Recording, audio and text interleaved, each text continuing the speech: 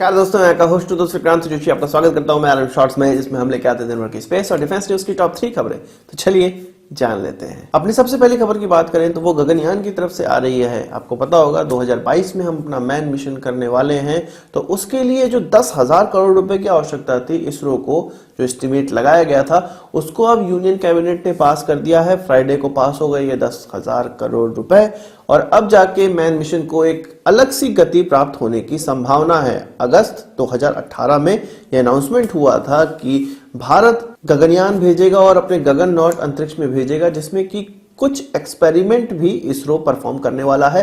कहा जा रहा है कि 10 अलग अलग प्रकार के एक्सपेरिमेंट वहां पे परफॉर्म होंगे इसरो के द्वारा, जिसमें मेडिकल इक्विपमेंट की टेस्टिंग, माइक्रोबायोलॉजिकल एक्सपेरिमेंट जैसे कि biological air filter, biosensor, life support और बायोमेडिकल वेस्ट मैनेजमेंट और टॉक्सिक गैस की मॉनिटरिंग, इस प्रकार के एक्सपेरिमेंट हैं जो कि इन 10 एक्सपेरिमेंट में शामिल हैं और इसको इसरो अंतरिक्ष में परफॉर्म करेगा। इसरो का यह भी कहना है कि यह अंतिम एक्सपेरिमेंट नहीं है कि ये 10 एक्सपेरिमेंट पूरे हो गए तो इसके अलावा कोई एक्सपेरिमेंट और नहीं किए जा सकते हैं। 3-4 सालों में जो एक्सपेरिमेंट धीरे धीरे निकलकर सामने आएंगे, उन सभी एक्सपेरिमेंट को अंतरिक्ष में जाके परफॉर्म किया जाएगा। अभी तो लिस्ट स्टार्ट ही हुई है। तो एक बहुत खुशी की बात है कि फंड के कारण हमारा ये मैन मिशन अब तो नहीं रुकने वाला है, क्योंकि इसके लिए बजट हो चुका है पास और अब इसरो जुट जाएगा अपने मैन मिशन के लिए, भारत के मैन मिशन के लिए। अपनी अगली खबर में हम लोग बात करेंगे राफेल एयरक्राफ्ट की। कंट्रोवर्सी अपनी जगह है जो चल रही है, पर भारत सरकार अपनी गति से आगे बढ़ रही है। भारत सरकार ने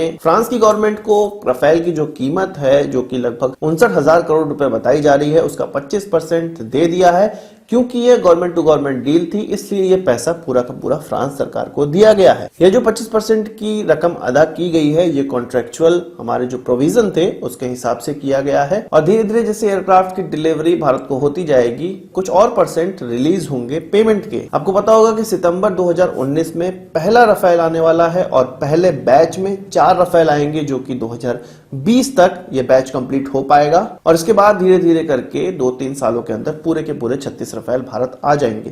तो राफेल एयरक्राफ्ट को भारत लाने की गति भी तेज हो चुकी है। आपको पता होगा कि फ्रांस में इसको अभी टेस्टिंग फेज से गुजरना पड़ रहा है। जो भारत के बने हुए राफेल हैं उनको फ्रांस में टेस्ट किया जा रहा है, और सितंबर 2019 जैसे कि मैंने आपको बताया, भारत आने की उनकी पूरी की पूरी संभावना है। 25% पेमेंट हो चुकी है राफेल एयरक्राफ्ट की फ्रांस को। हमारी अगली खबर भारत और भूटान के रिश्तों को लेकर आ रही है। भारत ने भूटान को लगभग 4,500 करोड़ रुपए फाइनेंशियल असिस्टेंस के तौर पे दिया है।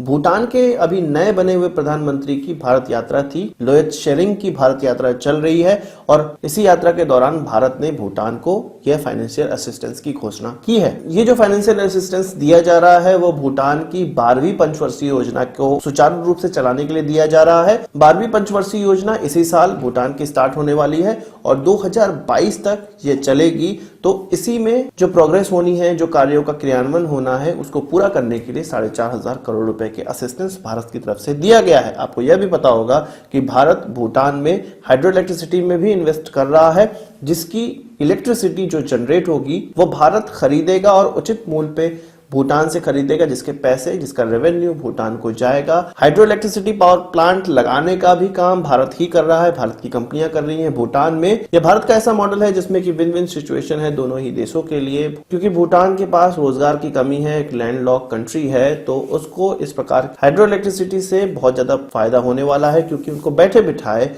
पैसे मिलने वाले हैं भारत की तरफ से, और प्लांट भी भारत लगाने जा रहा है। तो बहुत क्लोज कोऑपरेशन है भारत और भूटान के बीच में बहुत समय से। आप जानते होंगे कि भूटान के लिए भारत हमेशा खड़ा रहता है, और आप जानते ही होंगे कि पिछले साल ही भूटान के लिए चीन के सामने भी भारत खड़ा हो गया था। भूटान के प्रधानमंत्री की यह पहली विदेश यात्रा है, और जैसे ही उन्होंने चुनाव जीता था इस बार, तो हमारे प्रधानमंत्री ऐसे पहले व्यक्ति थे, ऐसे पहले फॉरेन लीडर थे जिन्होंने उनको कांग्रेचुलेशन किया था, बधाई दी थी। तो आज के इस वीडियो के लिए बस इतना ही। आशा करता हूं आपको वीडियो पसंद आया होगा। आप इसको एक बड़ा थम्स अप जरूर देंगे। इस वीडियो से मुझे कोई सवाल या सुझाव हो तो कमेंट बॉक्स में जरूर लाइएगा, और यदि आपने हमारे चैनल को सब्सक्राइब नहीं किया है उसे भी कर लीजिए, क्योंकि हम इस प्रकार की वीडियो लाते रहते हैं। नमस्कार, थैंक यू, जय हिंद।